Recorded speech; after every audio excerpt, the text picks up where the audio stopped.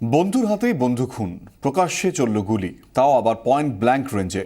ঘটনায় উত্তপ্ত শ্যামনগরের আতপুর। পরিস্থিতি নিয়ন্ত্রণে এলাকায় পুলিশ পিকেট ছাড়াও মোতায়েন রাখা হয়েছে কমব্যাট ফোর্স। অভিযুক্ত বন্ধু পলাতক। দুজনেই সমবয়সী, মাঝে মধ্যে একটু আদ্র ঝামেলা হলেও সবাই জানতো সঞ্জয় লোহার ও ইন্দ্র দাস আসলে বন্ধু। সেই বন্ধুর হাতেই খুন হতে হলো সঞ্জয়কে। গুলি করেছে কে? ইন্দ্র বলে একটা ছেলে আছে, তার বয়স কত? ওই ওরকমই সমান বয়স। 17 বছর।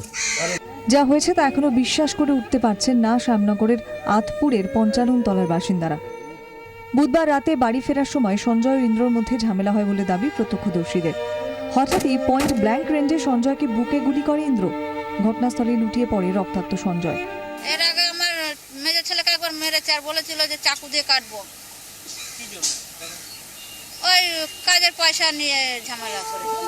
ঘটনার পরই উত্তেজিত পাড়ার লোকজন ইন্দ্রর বাড়িতে ভাঙচুর চালায়। তবে দুজনের মধ্যে কী কারণে ঝামেলা হলো তা নিয়ে দ্বন্দ্ব চরমে।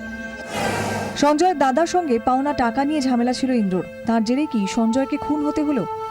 এলাকায় এক মহিলা শ্লীলতাহানি মামলায় সাক্ষী ছিল সঞ্জয়। পুলিশ খতিয়ে দেখছে ওই মামলার সঙ্গে খুনের কোনো যোগ রয়েছে কিনা। কিভাবে ইন্দ্রর কাছে আগ্নেয়াস্ত্র এলো তাও ভাবাচ্ছে তদন্তকারীদের।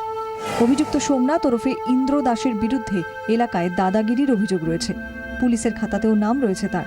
কি কারণে ইন্দ্র এ কাজ করলো সেটা এখনো স্পষ্ট হয়ে ওঠেনি পুলিশের কাছে।